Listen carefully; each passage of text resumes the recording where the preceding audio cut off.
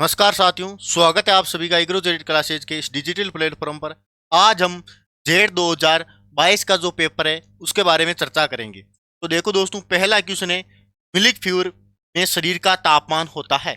अब यहाँ पे बात आ रही है मिल्क फीवर रोग की। पशुओं में होने वाला एक रोग है मिल्क फीवर। अब ये रोग जो दोस्तों होता है वो आपके पशुओं के शरीर में कैल्शियम की कमी के कारण होता है। कमी के कारण होता है दोस्तों, कैल्शियम की कमी, जो एक उपापचय जनित रोग है। अब इसमें पूछा क्या गया, शरीर का तापमान होता है। तो शरीर का तापमान की बात करें तो देखो, सामान्य, दूसरा है सामान्य से कम, तीसरा है उच्चतर, चौथा है उतार चढ़ाव। तो इसमें आपको ध्यान देना है दोस्तों कि पशुओं में होने वाला एकमात्र ऐसा रोग है मिल्क फीवर जिसमें सामान्य से तापमान क्या होता है दोस्तों, कम होता है। सामान्य से क्या होता है, कम होता है। बाकी जितने भी रोग होते हैं उन सभी में शरीर का तापमान क्या होता है, वो बढ़ता है, यानी उच्चतर होता है। तो इसका राइट आंसर क्या हो जाएगा, सामान्य से कम। ठीक है, तो देखो अगले क्वेश्चन की ओर चलते हैं। अगला क्वेश्चन है, हाल ही में जारी की गई अधिक सूक्ष्म पोषक तत्व कैरोटीनॉइड व एंथोसाइनिन युक्त आलू की किस्म कौन सी है। आलू की किस्म पूछा गया है जिसमें अधिक सूक्ष्म पोषक तत्व होने चाहिए, कैरोटीनॉइड्स एवं एंथोसाइनिन से वो किस्म युक्त होनी चाहिए। तो सबसे पहले बात करें कुफेरी मानिक, अगली कुफेरी बादशाह। अगर कुफेरी बादशाह की बात करें दोस्तों तो ये आपके अगेती जुलसा, ये हो जाएगा देखो दोस्तों आपके अगेती जुलसा,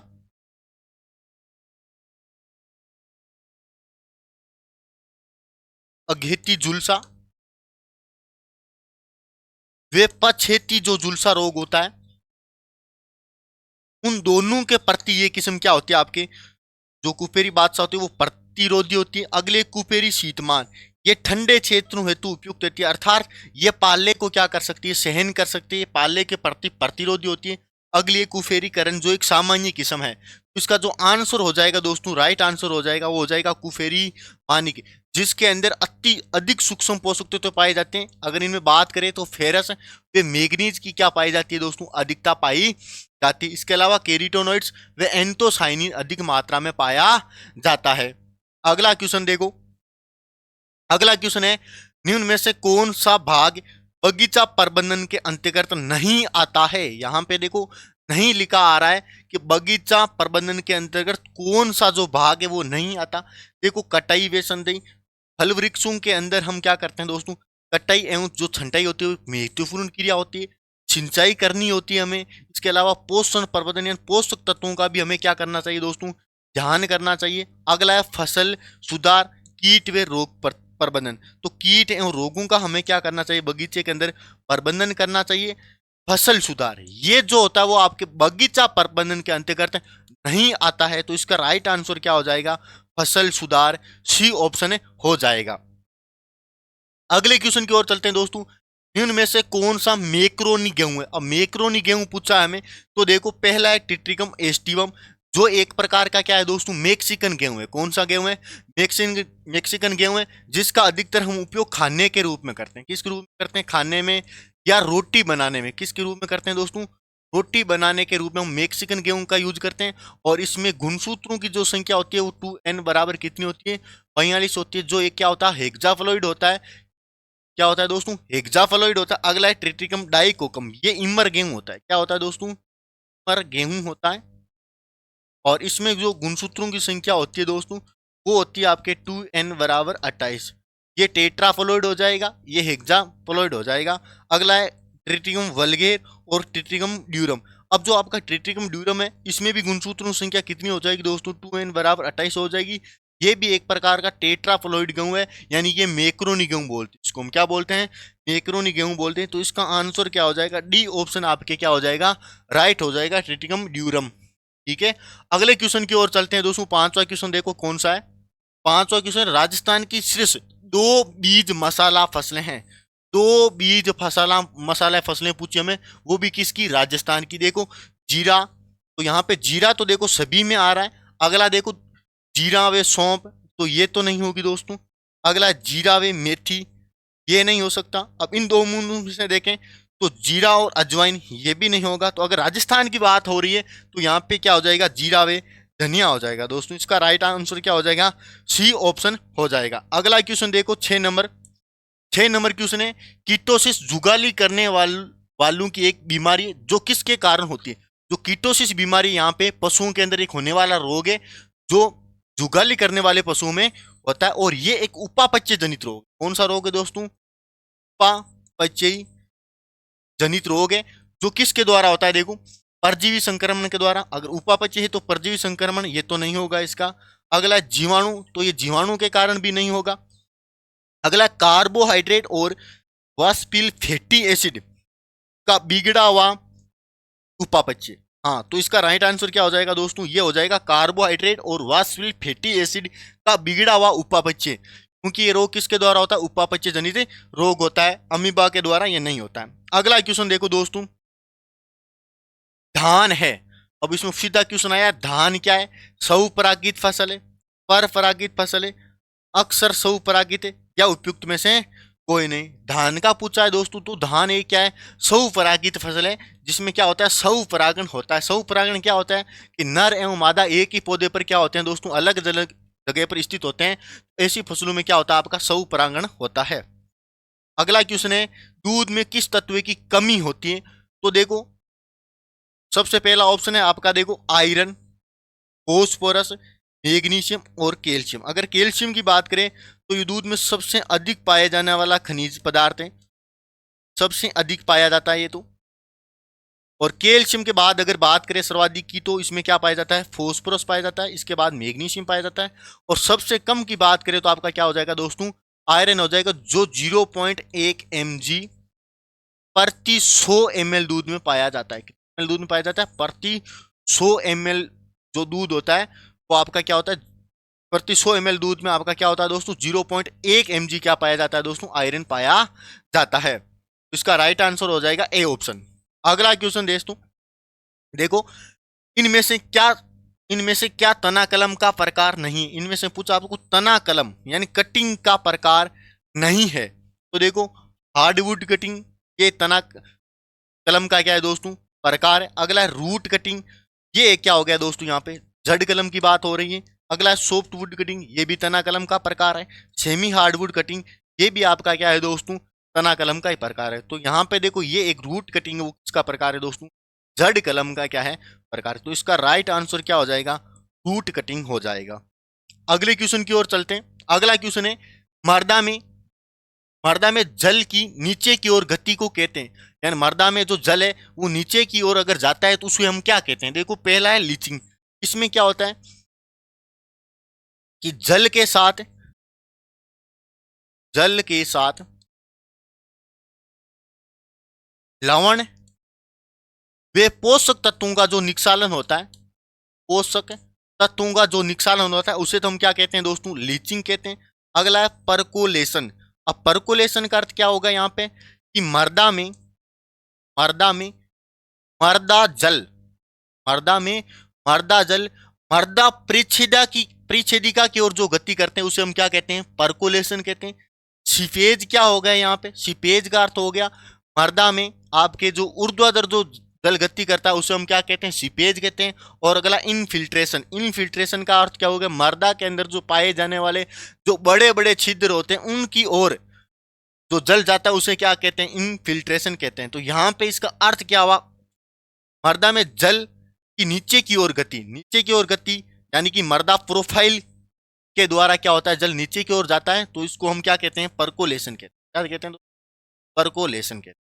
अगला क्वेश्चन है देखो, पुरानी पत्तियों का अंत्यशिरा क्लोरोसिस किस पोषक तत्व की कमी के कारण होता है। अब यहाँ पे कौन सी पत्तियों की बात हो रही है, पुरानी पत्तियों पर देखो कौन कौन से पोषक तत्वों की कमी के लक्षण दिखाई देते हैं। पहला है आपका नाइट्रोजन, अगला है फोस्फोरस, अगला है पोटास, अगला आपका दोस्तों मैग्नीशियम, और इससे अगला आपका मोलिब्डेनम। तो यहाँ पे बात सीधी सी यहीं पे क्लियर हो गई कि आंसर तो क्या होने वाला है दोस्तों, इन 5 में से ही होने वाला है। ठीक है, तो देखो नाइट्रोजन भी है, सल्फर नहीं है और जिंक भी नहीं है, तो आंसर इन 2 में से होगा। अब देखो बात हो रही अंत्यशिरा क्लोरोसिस की, यानी अंत्यशिरा हरिमाहीनता की बात होगी। तो यहाँ पे सबसे आपका जो उपयुक्त आंसर होगा वो दोस्तों क्या होगा, मैग्नीशियम होगा। क्योंकि नाइट्रोजन की कमी के कारण तो क्या है, जो संपूर्ण पत्ती होती है वो क्या होती है दोस्तों, पीली पड़ती है। संपूर्ण पत्ती पीली पड़ती है किसकी कमी के कारण, नाइट्रोजन के कारण और मैग्नीशियम के कारण क्या होता है, अंत्यशिरा हरिमाहीनता रोग होता है। अगले क्वेश्चन की ओर चलते हैं। अगला क्वेश्चन है अपना, उड़द का वैज्ञानिक नाम क्या है। यहाँ पे सीधा सीधा आपका वैज्ञानिक नाम में से क्या पूछ लिया, क्वेश्चन पूछ लिया गया है। तो विग्ना रेडिक्टा, ये किसका बॉटनिकल नेम होता है। विग्ना रेडिक्टा दोस्तों आपके होता है मूंग का वानस्पतिक नाम होता है। अगला है विग्नो मूंगो, ये किसका होता है, ये आपका होता है दोस्तों उड़द का। तो आपको यहाँ पे आंसर मिल गया होगा आपका। अगला है केजेनस केजान, ये होता है आपके दोस्तों अरहर का, किसका होता है, अरहर का वानस्पतिक नाम होता है। और अगला है विग्ना एगुइकुलेटा, तो ये हो जाएगा आपका मोठ का वानस्पतिक नाम होता है। क्या होता है दोस्तों, मोठ का आंसर होता है। तो आपका राइट आंसर क्या है, विग्ना मूंगो। अगला क्वेश्चन देखो, 13 नंबर क्वेश्चन क्या है आपका। 13 नंबर क्वेश्चन है, रोपण की हेक्सागोनल प्रणाली रोपण की वर्ग प्रणाली की तुलना में प्रतिशत अतिरिक्त पौधों को समायोजित कर सकती है। यहाँ पे देखो रोपण की कौन सी विधि है, हेक्सागोनल, यानी कि यहाँ पे हम बात करें तो ये षष्ठ भुजाकार विधि होगी। कौन सी होगी, षष्ठ भुजाकार विधि का पूछ रहा है। षष्ठ भुजाकार प्रणाली रोपण की वर्ग, ये वर्ग का अर्थ यहाँ पे क्या हुआ, वर्गाकार विधि पूछ रहा है। वर्गाकार विधि की तुलना में कितने प्रतिशत पौधे अधिक समायोजित कर सकती है। तो षष्ठ भुजाकार विधि में वर्गाकार विधि की अपेक्षा कितने प्रतिशत पौधे अधिक लगते हैं, वो लगते हैं आपके दोस्तों 15% पौधे क्या लगते हैं, अधिक लगते हैं। अगला क्वेश्चन देखो, कर्तनों के जड़न हेतु मुख्य रूप से कौन सा विकास नियामक इस्तेमाल होता है। अब देखो इसमें पूछा गया कि आपके कलम में जड़ फुटान हेतु कौन से हार्मोन का हम प्रयोग करते हैं। तो देखो कलम में जड़ फुटान के लिए पहला हो जाए इंडोल 3 ब्यूटारिक अम्ल, अगला है 6 एंजाइल एडिनिन, अगला है जिब्रेलिक अम्ल और अगला है एब्सिसिक एसिड। तो जड़ों के लिए अगर बात करें तो क्या हो जाएगा आपका इंडोल ब्यूटारिक अम्ल, जिसको हम क्या कहते हैं, IBA बोलते हैं। क्या बोलते हैं, IBA बोलते हैं। और इसकी अगर मात्रा की बात करें तो इसकी जो मात्रा होती है वो 1500 से 2000 हम ppm इसकी मात्रा का क्या करते हैं, प्रयोग करते हैं। अगला देखो 15 नंबर क्वेश्चन क्या है। जो अपना 15 नंबर क्वेश्चन है वो क्या है दोस्तों, प्रोजेस्टेरोन हार्मोन किस ग्रंथि द्वारा स्रावित होता है। ग्रंथि पूछिए यहाँ पे कि प्रोजेस्टेरोन हार्मोन किस ग्रंथि द्वारा स्रावित होता है। तो देखो पहला है अंडाशय, अगला अधिवक्र पेरी और अगला क्या है थायराइड। तो इसका आंसर क्या हो जाएगा आपका, बी ऑप्शन इसका क्या हो जाएगा, राइट हो जाएगा। जो प्रोजेस्टेरोन हार्मोन है वो किस ग्रंथि द्वारा स्रावित होता है, वो होता है आपका अधिवक्र द्वारा। अगला क्वेश्चन देखो दोस्तों क्या है, अगला है मेथी का कुल पूछा है यहाँ पे। अब मेथी क्या है, एक प्रकार की आपकी जो मसाले वाली फसलें होती हैं उनके अंदर आती है और इसका कुल पूछा गया है। तो देखो APAC, ये इसका आंसर क्या होगा, नहीं होगा। अगला है फेबेसी या इसको हम क्या बोल सकते हैं दोस्तों, लेग्यूमिनेसी। क्या बोलते हैं, लेग्यूमिनेसी। इसका राइट आंसर भी आपका क्या हो जाएगा, फेबेसी या लेग्यूमिनेसी हो जाएगा। क्या हो जाएगा, फेबेसी या लेग्यूमिनेसी। अगला देखो एस्टेरेसी और सोलेनेसी है। सोलेनेसी के अंदर तो आपकी मिर्च बैंगन वगैरह क्या आ जाती है। और एस्टेरेसी का अर्थ क्या होता है दोस्तों, यहाँ पे एस्टेरेसी में कौन कौन सी फसलें आती है। एस्टेरेसी के अंदर आ जाएगी आपके जो अमेलिफेरी कुल की गाजर वगैरह है वो इसके अंदर आ जाएगी। अगला देखो रानीखेत नामक बीमारी निम्न में से किस प्रजाति के जानवर में होती है। अब बात यहाँ पे रानीखेत की हो रही है। तो रानीखेत पहली बात तो किस में होता है दोस्तों, ये आपके मुर्गी में होता है। किस में होता है, मुर्गी के अंदर होता है। किसके द्वारा होता है दोस्तों, ये वायरस जनित रोग। क्या है, वायरस जनित एक रोग है। और वायरस का नाम यहाँ पे क्या हो जाएगा, अगर वायरस का नाम पूछा जाएगा तो आप क्या बताओगे दोस्तों, यहाँ पे वायरस का अगर आपसे नाम पूछा जाए तो इसमें जो टाइप फेस्ट नाम का जो वायरस होता है वो इसमें आपका संक्रमण का काम है करता है। कौन सा वायरस होता है दोस्तों, टाइप फेस्ट। तो इसका आपका राइट आंसर हो जाएगा, मुर्गी की बात हो रही तो कुक्कुट हो जाएगा। और एक चीज और दोस्तों, रानीखेत का जो दूसरा नाम है वो है आपका न्यू कैसल रोग। क्या है, न्यू कैसल रोग। ये भी रानीखेत रोग का ये क्या है, आपका दूसरा नाम है। अगला क्वेश्चन देखो दोस्तों, 18 नंबर क्वेश्चन क्या है, निम्न में से किस फसल को गरीबों के भोजन के रूप में जाना जाता है। गरीबों का भोजन कौन सी फसल को कहा जाता है, जवार, जौ, बाजरा, लोबिया। गरीबियों के अगर भोजन की बात आ जाए तो इसका राइट आंसर हो जाएगा दोस्तों आपका बाजरा। इसको गरीबों का भोजन कहा जाता है। अगले क्वेश्चन की ओर चलते हैं। अगला क्वेश्चन है, भारत का विश्व में फल और सब्जी उत्पादन में कौन सा स्थान है? भारत का देखो प्रथम प्रथम स्थान तो दोस्तों यहाँ पे किसका है? चीन का है। किसका है? चीन का है। पांचवा द्वितीय, और द्वितीय स्थान किसका है? भारत का है। किसका है द्वितीय स्थान दोस्तों?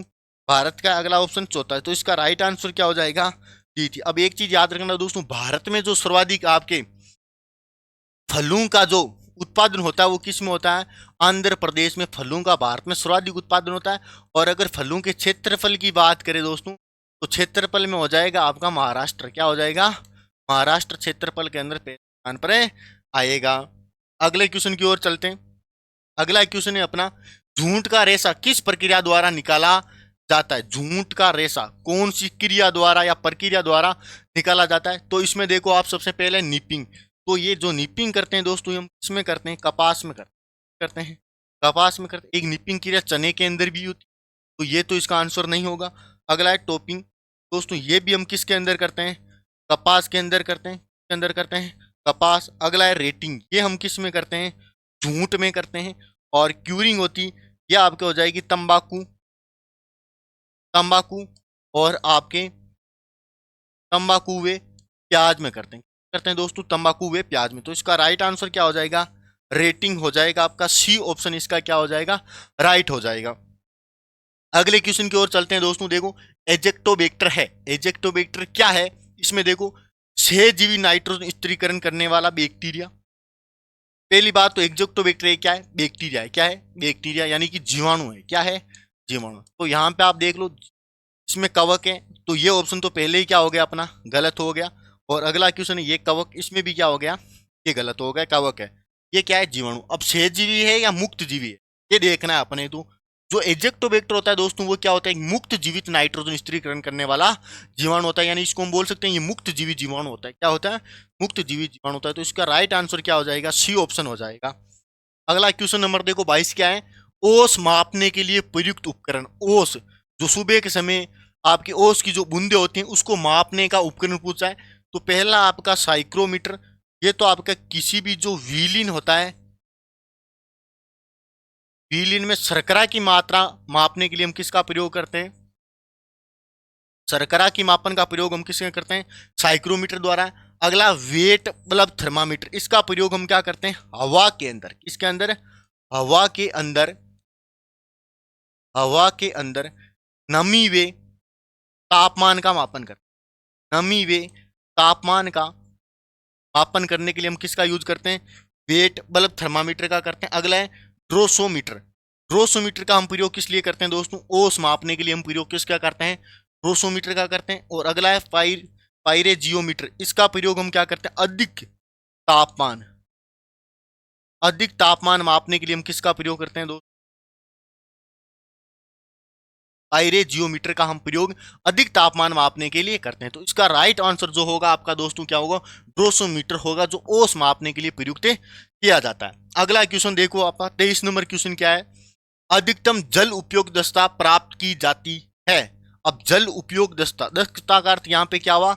ऐसी कौन सी सिंचाई की विधि है जिसमें पौधा अधिक से अधिक जल को क्या कर सके? ग्रहण कर सके या धारण कर सकते, जिसमें जल का नुकसान कम से कम हो। तो देखो पहली जेट सिंचाई विधि, ये तो इसका नहीं होगा दोस्तों। इसमें क्या होता है? जल की हानि अधिक होती है। फुहारा सिंचाई विधि, ये भी नहीं होगी। इसमें हवा के कारण जल इधर उधर चला जाता है।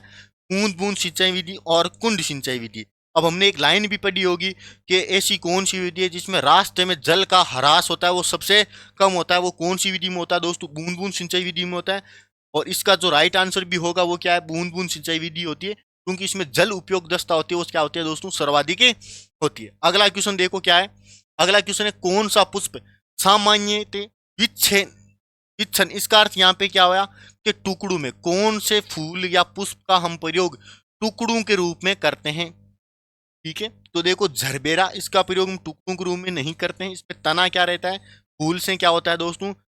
आपका चिपका रहता है। अगला है कार्नेशन, ये भी नहीं हो जाएगा। गेंदा और आर्किड, तो फूल एक एक फूलों का या माला के रूप में हम किस फूल का प्रयोग करते हैं दोस्तों? गेंदा का प्रयोग करते हैं। शादी समारोह में जब हम फूल आपके जो किसी दुल्हन वगैरह के ऊपर जो ऐसे फेंकते हैं, तो वो कौन सा फूल फेंकते हैं दोस्तों? गेंदे का फूल होता है। और एक गेंदे का फूल जो होता है वो दोस्तों दुख का प्रतीक होता है। किसका प्रतीक होता है दोस्तों? दुख का प्रतीक होता है जो गेंदे का फूल होता है। इसको हम धार्मिक उत्सवों में प्रयोग नहीं करना चाहिए, लेकिन हमारे यहाँ पे क्या किया, इसी का प्रयोग किया जाता है। अगला दोस्तों क्या है? राष्ट्रीय डेयरी विकास बोर्ड का मुख्यालय कहाँ पर स्थित है? राष्ट्रीय डेयरी विकास board, national dairy development board पूछा गया है। तो इसका जो मुख्यालय हो जाएगा दोस्तों वो कहाँ पे हो जाएगा आपका? आनंद, गुजरात के अंदर हो जाएगा। कहाँ पे हो जाएगा? आनंद, आनंद गुजरात। देखो कौन से ऑप्शन के अंदर है आपके? बी ऑप्शन के अंदर आपका आनंद गुजरात है। और इसकी स्थापना की बात करें तो जो इसका स्थापना हो जाएगी दोस्तों 1965 के अंदर हो जाएगी। और इसका जो वर्तमान में जो अध्यक्ष है आपके, वो है आपके, इसका जो वर्तमान में अध्यक्ष है दोस्तों वो है आपके मुनीष शाह। कौन है? मुनीष शाह। वर्तमान में अध्यक्ष का मुनीष शाह का वर्तमान में क्या है? अध्यक्ष। अगले क्वेश्चन की ओर चलते हैं। 26 नंबर क्वेश्चन क्या है? निम्न में से किस पीजीआर का उपयोग फल पकाने में किया जाता है? प्लांट ग्रोथ रेगुलेटर का उपयोग फलों को पकाने में करते हैं। ओक्जीन, इसका नहीं करते हैं हम फलों को पकाने में प्रयोग। इथिलीन, एब्सिसिक एसिड और आपका क्या हो जाएगा? साइटोकाइनिन। तो फलों को पकाने की अगर बात करें तो हम किसका प्रयोग करते हैं दोस्तों? इथिलीन का प्रयोग करते हैं। किसका प्रयोग करते हैं? इथिलीन का प्रयोग होता है, जो गैसीय हार्मोन होता है। क्या होता है? गैसीय हार्मोन होता है। अगला क्वेश्चन है दोस्तों आपका 27 नंबर क्वेश्चन क्या है? मवेशियों में गुणसूत्रों की संख्या कितनी होती है? यहाँ पे मवेशियों में पूछा है कि किसी एक स्पेशल पशु की बात नहीं की हुई है। अगर सीधा मवेशियों में गुणसूत्रों की संख्या पूछ ले तो दोस्तों आपको कितना करना होता है? 60 गुणसूत्र। कितने होते हैं? 60 गुणसूत्र होते हैं आपके मवेशियों के अंदर। अगला क्वेश्चन है, बेर में पौध प्रवर्धन का मुख्य तरीका कौन सा है? बेर में प्रवर्धन किसके द्वारा होता है? तो हमने पढ़ा होगा बेर में जो प्रवर्धन होता है दोस्तों किसके द्वारा होता है? आपके बडिंग के द्वारा होता है। कौन सी बडिंग के द्वारा होता है बेर में प्रवर्धन? बेर में आपका जो प्रवर्धन होता है दोस्तों रिंग बडिंग या वल्य, इसको हम वल्य बडिंग या छल्ला बडिंग भी हम बोलते हैं। इसके अलावा दोस्तों और ऑप्शन देखो क्या, एयर लेयरिंग। एयर लेयरिंग का प्रयोग हम लीची में करते हैं। किसमें करते हैं? लीची के अंदर करते हैं। माउंट लेयरिंग या स्टूलिंग का प्रयोग हम किस में करते हैं? इसका प्रयोग हम करते हैं आपके अमरूद, अमरूद। और अगला है आपका सूक्ष्म प्रवर्धन। ये आपका उत्तक संवर्धन होगा, जिसमें हम केले की ग्रेड लेने किस्म या G9 किस्म का क्या किया गया है? उत्तक संवर्धन द्वारा विकास किया गया है। और उत्तक संवर्धन की जो जो लैब है वर्तमान समय में आपके राजस्थान के अंदर, वो जोधपुर के अंदर, चौपासनी जोधपुर के अंदर स्थित है। अगला क्वेश्चन देखो 29 नंबर क्वेश्चन क्या है? अर्का रक्षक किसकी किस्म है? अर्का रक्षक किस्म की बात हो रही है यहाँ पे। तो देखो बैंगन, मटर, टमाटर और तुरई। अर्का रक्षक जो किस्म है दोस्तों वो किसकी? आपके टमाटर की। ये टमाटर की एक उन्नत किस्म है अर्का रक्षक। अगला क्वेश्चन देखो दोस्तों कौन सा है?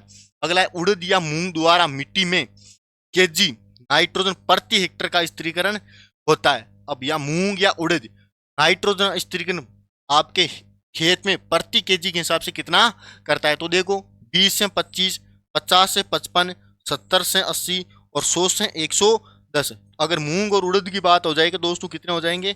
50 से 55 केजी प्रति हेक्टर। और सबसे ज्यादा की अगर बात करें तो सबसे ज्यादा जो नाइट्रोजन स्थिरीकरण करता है दोस्तों वो करता है आपका रिज का। कितना करता है? 194 केजी प्रति हेक्टर। 194 केजी प्रति हेक्टर के हिसाब से ये नाइट्रोजन स्थिरीकरण करता है, जो सर्वाधिक होता है। इसे चारे वाली फसलों की रानी भी कहा जाता है। अगला क्वेश्चन 31 नंबर आपका वो है, ग्लोडियोलस का व्यावसायिक प्रवर्धन किसके द्वारा किया जाता है? ग्लोडियोलस का प्रवर्धन पूछा है दोस्तों किसके द्वारा किया जाता है? किसके द्वारा किया जाता है? तो देखो बल्ब, बल्ब द्वारा तो हम किस में करते हैं दोस्तों? प्याज और लहसुन में हम प्रवर्धन बल्ब के द्वारा करते हैं। अगला आपका बीज, तो बीज द्वारा प्रवर्धन हम एक तो पपीता द्वारा में करते हैं, इसके अलावा फालसा में करते हैं, और कभी कभार हम बीज द्वारा प्रवर्धन नींबू में भी कर सकते हैं। अगला देखो कर्तन कलम, जो आपके सामान्य अंगूर हो गया, अनार हो गया, इनमें आप कर्तन द्वारा करते हैं। और क्रोम या इसको हम बोलते हैं दोस्तों घनकंद, घनकंद या क्रोम द्वारा प्रवर्धन हम किस में करते हैं? ग्लोडियोलस में करते हैं। तो इसका राइट आंसर क्या हो जाएगा दोस्तों? आपका डी ऑप्शन है, हो जाएगा। अगला क्वेश्चन देखो क्या है? अगला क्वेश्चन है, फूलगोभी में भी पटल रोग किसकी कमी से होता है? तो ये तो एक नॉर्मल क्वेश्चन है, सिंपल क्वेश्चन है। देखो मैग्नीज, इसके द्वारा तो ये नहीं होता। Iron, zinc, molybdenum. तो देखो फूलगोभी में व्ही पटल जो रोग होता है दोस्तों, अम्लीय मृदाओं में होता है। कौन सी मृदाओं में होता है? अम्लीय मृदाओं में होता है। और किसकी कमी के कारण होता है? अम्लीय मृदाओं में होता है मोलिब्डेनम की कमी के कारण फूलगोभी में आपका व्ही पटल रोग होता है। अगला क्वेश्चन देखो 33 नंबर क्वेश्चन क्या है? रेपसीड और सरसों का 1000 बीज का वजन कितना है? 1000 बीजों के भार को हम क्या कहते हैं दोस्तों? परीक्षण भार कहते हैं, टेस्ट वेट बोलते हैं। और 100 बीजों के भार को हम सीड इंडेक्स या बीज सूचकांक बोलते हैं। तो हमें पूछा गया रेपसीड और सरसों का। तो देखो रेपसीड और जो सरसों का जो परीक्षण भार होता है वो दोस्तों कितना होता है? 3 से 5 ग्राम प्रति 1000 बीजों का भार, प्रति 1000 बीजों का भार, 1000 बीजों का भार। अगला क्वेश्चन देखो 34 नंबर क्वेश्चन क्या कह रहा है? 34 नंबर क्वेश्चन है पालक कौन से वानस्पतिक परिवार का है? अब पालक का हमें क्या पूछा गया है? कुल पूछा गया। परिवार का अर्थ यहाँ पे क्या हो गया? कुल। तो देखो कुकुरबिटेसी कुल, तुस्सीफेरी, चिनोपोडियेसी या आपके एमारैंथेंसी। तो देखो इसका कुल क्या हो जाएगा? पालक। पालक भी दो प्रकार का होता है, एक तो होता है आपका देसी पालक, देसी पालक, और एक होता है आपका विलायती पालक। कौन सा होता है? विलायती पालक। अब देखो देसी पालक में जो गुणसूत्रों की संख्या होती है वो 18 होती है, और इसका उत्पत्ति स्थान क्या होता है आपका? भारत या चीन होता है। क्या होता है? भारत या। और विलायती पालक का जो उत्पत्ति स्थान होता है वो क्या होता है? ईरान होता है। क्या होता है दोस्तों? ईरान होता है। और इसमें गुणसूत्रों की संख्या कितनी होती है? 12 होती है। यहाँ पे हमें इसका कुल या परिवार पूछा गया है, तो इसका कुल हो जाएगा दोस्तों चिनोपोडी। क्या हो जाएगा? चिनोपोडियेसी आपके पालक का क्या होता है? कुल होता है। अगले क्वेश्चन की ओर चलते हैं। अगला क्वेश्चन है अपना प्याज में बल्ब विकास हेतु उचित तापमान क्या होता है? प्याज में बल्ब के विकास हेतु तापमान पूछा है, तो 15 से 25 डिग्री सेंटीग्रेड, 25 से 35 डिग्री सेंटीग्रेड, 22 से 38 डिग्री सेंटीग्रेड व 10 से 15 डिग्री सेंटीग्रेड। तो देखो इसका जो एडजस्ट जो आपका तापमान होता है वो कितना होता है दोस्तों?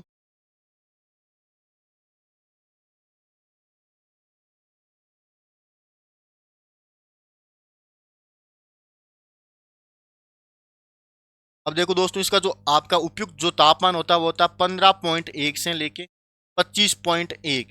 इससे आपका ये पहला ऑप्शन है वो क्या है दोस्तों? मैच हो रहा है। तो इसका राइट आंसर क्या हो जाएगा? 15 से 25 डिग्री सेंटीग्रेड बल्ब विकास के लिए। अगर वृद्धि के लिए पूछे, वनस्पति वृद्धि के लिए पूछे, तो इसका जो एडजस्ट वनस्पति वृद्धि के लिए हो जाएगा आपका 12 से लेके 21 डिग्री सेंटीग्रेड तापमान क्या होता है? वनस्पति वृद्धि के लिए रहता है। अगले क्वेश्चन की ओर चलते हैं दोस्तों। अगला क्वेश्चन है अपना निम्न में से कौन सा जानवर जुगाली करता है? जुगाली करने वाला जानवर पूछा है। ठीक है, तो देखो सुअर। सुअर क्या करता है दोस्तों? जुगाली करता है? नहीं करता? नहीं करता। मुर्गा ये भी जुगाली नहीं करता है। कुत्ता ये भी नहीं करता है। भैंस, इसका राइट आंसर क्या हो जाएगा? भैंस, जो आपका एक है जुगाली करने वाला पशु है, रूमिनेट पशु है। अगले क्वेश्चन की ओर चलते हैं। बरसीम में नाइट्रोजन स्थिरीकरण के लिए कौन सा जीवाणु उत्तरदायी है? बरसीम, इसे हम क्या बोलते हैं? चारे वाली फसलों का क्या बोलते हैं? चारे वाली फसलों का, फसलों का राजा बोलते हैं। क्या बोलते हैं? चारे वाली फसलों का राजा। अब इसका हमें क्या पूछा है? कौन सा जीवाणु नाइट्रोजन स्थिरीकरण के लिए जिम्मेदार होता है? तो देखो पहला है राइजोबियम हेलियोलाई, अगला है राइजोबियम जेपोनिकम, अगला है राइजोबियम ट्राइफोलम। तो इसका आंसर क्या हो जाएगा दोस्तों? राइजोबियम ट्राइफोला इसका राइट आंसर है, हो जाएगा। अगला देखो क्वेश्चन क्या है अपना। अगला क्वेश्चन है विश्व में सर्वाधिक गो जातीय जनसंख्या वाला देश है? कौन सा देश है गो जातीय, जहां पे सर्वाधिक गो वंश पाया जाता है? देखो चीन, दूसरा है भारत, अगला है ब्राजील, अगला है यूएसए। अगर दोस्तों गोवंश की बात आ जाए तो उसके उसमें आपका पहले स्थान पर कौन सा हो जाएगा दोस्तों? ब्राजील है। यहाँ पे सर्वाधिक क्या पाई जाती है? गायें पाई जाती है। क्या पाई जाती है? गायें ब्राजील में सर्वाधिक पाई जाती है। अगर भारत में बात करें तो भारत में सर्वाधिक कौन सा पशु पाया जाता है? तो आपके जो भारत में गायें सर्वाधिक पाई जाती है। अगला क्वेश्चन क्या है? अगला क्वेश्चन है हाइग्रोमीटर के द्वारा मापा जाता है। हाइग्रोमीटर के द्वारा मापा जाता है। देखो पहला ऑप्शन है आपका वर्षा का जल। वर्षा का जल जो मापा जाता है या वर्षा की जो मात्रा मापी जाती है वो रेन गेज द्वारा मापी जाती है, द्वारा मापी जाती है। रेन गेज द्वारा मापी है। सापेक्ष आर्द्रता किसके द्वारा मापी जाती है? हाइग्रोमीटर द्वारा क्या मापी जाती है? सापेक्ष आर्द्रता। अगला है सूर्य की किरणें घंटों में। तो ये आपके हो जाएगा सूर्य की किरणें घंटों में किसके द्वारा मापते हैं दोस्तों? हम कर्वे कार्ड से। किसमें मापते हैं? कर्वे कार्ड द्वारा हम सूर्य की किरणें घंटों में मापते हैं। और अगला वायु की गति। तो वायु की गति जो होती है वो दोस्तों एनीमोमीटर द्वारा मापते हैं। एनीमोमीटर द्वारा हमें वायु की गति मापते हैं। तो इसका राइट आंसर क्या हो जाएगा दोस्तों? सापेक्ष आर्द्रता में हाइग्रोमीटर द्वारा सापेक्ष आर्द्रता मापते हैं। अगला क्वेश्चन देखो, 40 नंबर क्वेश्चन क्या कह रहा है? बकरी के वयस्क नर को कहा जाता है। बकरी का वयस्क नर देखो, बेल। बेल तो हम गाय का जो वयस्क नर होता है उसे हम क्या बोलते हैं दोस्त? उसे हम बेल बोलते हैं। अगला है आपका सुअर, तो ये तो होगा ही नहीं इसका। अगला है रेम, तो रेम हम बोलते हैं भेड़ के वयस्क नर को। भेड़ के वयस्क नर को हम क्या बोलते हैं? रेम बोलते हैं। और बप, बप किसके बोलते हैं? बकरी के वयस्क नर को हम क्या बोलते हैं दोस्त? बक बोलते हैं। तो इसका राइट आंसर क्या हो जाएगा? पक हो जाएगा। ठीक है, तो दोस्तों ये था आपका जेड 2022 का पेपर, जो बहुत ही ज्यादा क्या था आपका इजी था। और इसी प्रकार से संभावना है कि 2025 का जो जेड का पेपर होगा इसी प्रकार से आपका एकदम सरल होगा, इजी होगा।